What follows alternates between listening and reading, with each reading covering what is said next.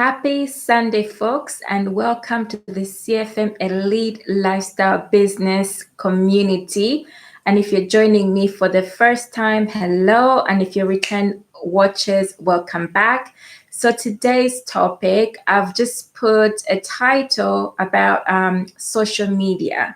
So there's so many things that have come up to mind. And one of the things that I took for granted was that I made the assumption that everybody by now should know how to establish themselves on social media, especially if you are new in the industry. So I've just hopped off a women's workshop, which was productive and brief. What I'm doing is also supporting women to establish themselves online. So the things that came to mind were about, I'm not excluding men before I forget that, okay? But this is a specific group for a specific network of women. So before I even jump onto that, I'm connecting from the UK. My name is Chiko Matenda, and I'm a lifestyle business mentor as well as a digital marketing strategist. Do let me know where you're connecting from, or just say hey, and remember to hit the subscribe button below to keep up to date with my latest videos. Excuse the noise in the background by the seaside, and there's usually something happening in the community. And I try to close the windows as well, so hopefully that won't interrupt us at all, although it's really hot. Okay. All right, so you can see my vision board there, my tasks and everything. It's all there. Today's topic, let me focus. Social media. So what I took for granted was that everybody somehow knows how to establish themselves online. So if you're fairly new to the industry and are looking to learn how to establish a business, here's some tips that I can give you, and I'll attempt to keep it as brief as possible today. So the things that came to mind were, for instance, when you establish yourself, the platforms which are beneficial are social media platforms, of course, platforms like this, YouTube for videos, if you're ready for that, and then LinkedIn or Twitter as professional networks. So with Facebook, I'll start off with that one. The question that came up through like a discussion was, should you create your business on your personal page where you're connecting with family members and friends? I decided personally, as a personal decision, you also have to make that decision to see whether you're comfortable doing that or not.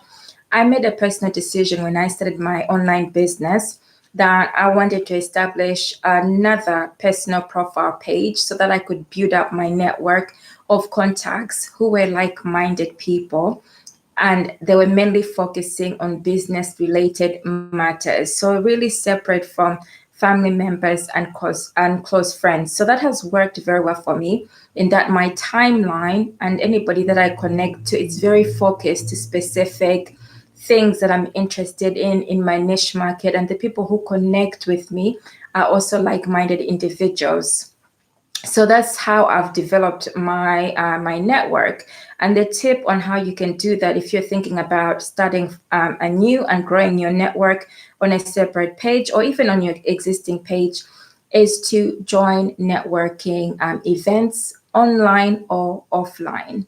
Okay, so what this does is that as you're connecting, instead of giving like a business page, you give people your profile page information, and they connect with you. And what happens is that we're only separated by 360 degrees. So within that network, you're bound to make new connections. And the same thing happens as well on LinkedIn, where you tend to, once one person has connected with you, another person will automatically connect with you based on similar interests, based on similar connections. So that's how you build up gradually. And then the other means of growing your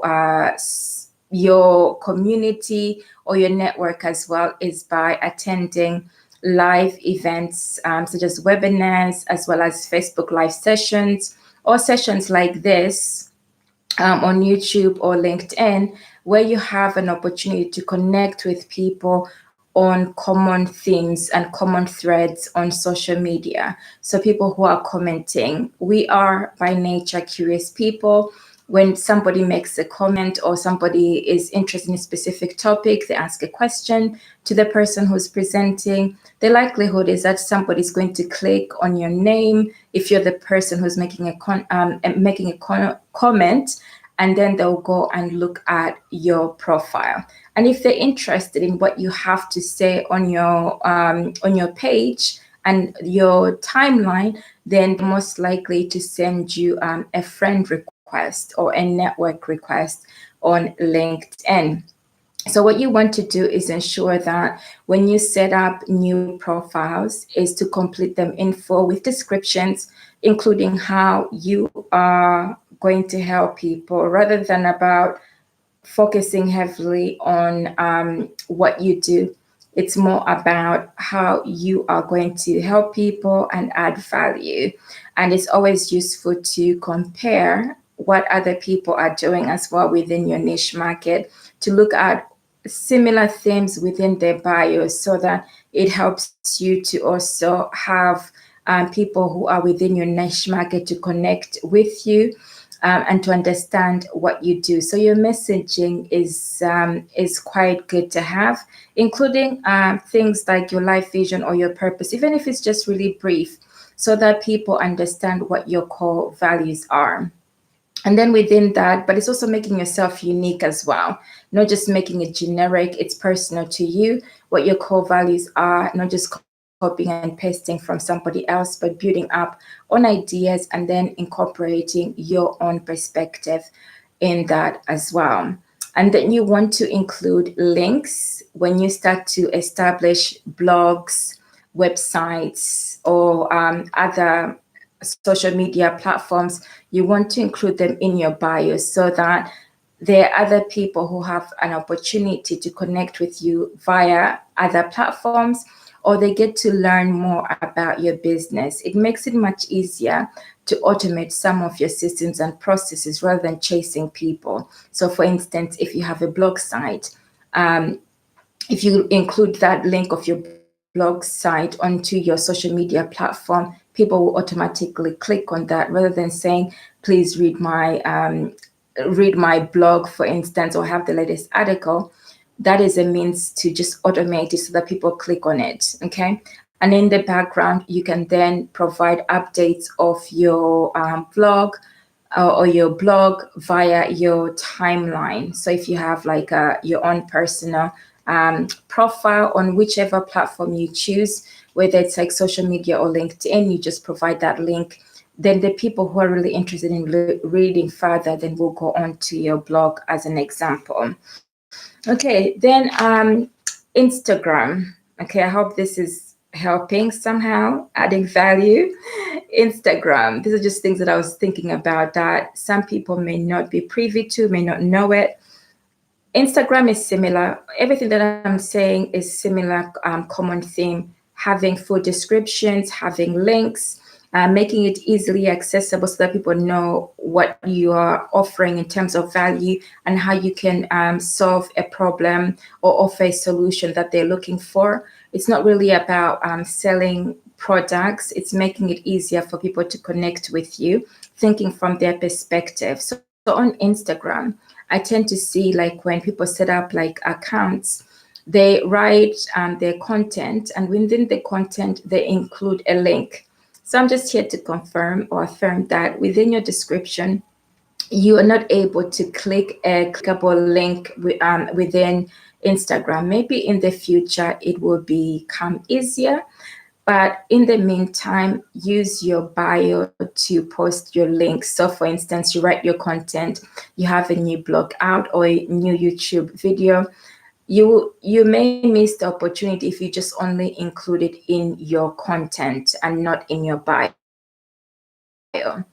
It makes it easier to include it in your bio so that people can just automatically click on your bio rather than having to copy and paste it from your description. So if you have more than one link in your that you want people to be able to access, you can use a link called Linktree. So what Linktree does, it's a great platform. It's free to add as many links as you want. What it enables you to do is add links and signpost people to where you want them to go. So for instance, if you've got a blog site or if you've got like a free guidance template, all those links follow one another. And when I get an opportunity on another occasion, I'll show you, I might have it here on my phone as a screenshot so that you get some idea. So if you can see from my profile, I've got Linktree here. And what I have is basically you're able to include your picture and then various information. So for instance, at the moment, I don't know if you can see because it's shining a little bit. Okay, so I have, for instance, my course, life purpose or life vision course. I have free guidance templates, my YouTube link, events, and other information, as well as for people to connect with me via social media and to join my Facebook group. They're all here. So every time that I write anything on Instagram, what I do with my content, I say click here, click my link, click the link in my bio, if I can say that correctly. So when people click the link in my bio, they'll be sent to something like this with all of this tabs. And then I'll say click the link to my bio. Like just a few minutes ago, it was YouTube. So to watch my YouTube channel. So when they come here, they'll just scroll down and find my YouTube channel and go to that. It just makes life much easier. So just to give you an example as well, what I was talking about on Instagram, where you're not able to click when you write your content. So this is my Instagram profile. And let me just see the latest content. Okay, so you've got your picture there and then you've got your content below. Okay, so you have your content below there. This is where you're not able to, okay, so this is where you've written your content. That's where you're not able to add a clickable link. What you want to do is add it in your bio. Okay, so your bio is right around here. You want to add it there so that people are able to just click on that link and go to what you have to offer so that you don't miss any opportunities by passerbys because they just don't want to copy and paste that link. So in my bio, I've got my Linktree link. So it's free and it's called, I'll include the link below. Actually, you see it in my description. I've already included in there. Where you can go and create your own should you wish to do that to just make it easier for yourself. Then in terms of, I'm just trying to see if I've left anything else. Oh yes, it's just deciding. I tend to see people connecting as the last one, wanting to connect with family and friends. You have to decide whether it's going to be a business for you or whether you want to mix it in with your personal matters as well. Sometimes it confuses people when you do add your business aspects into your personal, with your personal life. It's not to say that as a business owner, you're not sharing some of your personal aspects because it helps. I do share some of the personal aspects of who I am as an individual, but what I'm distinguishing here is not having family members or friends as part of like my. The reason that I've done that is because I see it as though I'm going into an office, although it's on social media, although it's on LinkedIn. And my main sole purpose is to focus on connecting with potential business partners and also for building my professional network and for connecting to help people who are looking for a solution for me. So it makes me to remain focused rather than having to scroll down the timeline to decipher who to connect with. And it also doesn't mix my business with other leisurely aspects of things that I may enjoy with family and friends. So I hope that's making sense. Again, it's your own decision into what makes you comfortable. I've also heard some people say that sometimes when they mix their personal with their business, they find that they're either not supported or they get negative comments. So that again is this deciding whether that's going to motivate you, or are you going to limit yourself based on the people you know. That may also prevent you from actually going full steam ahead in being creative. Okay, so a fan page is a place like the business on Facebook.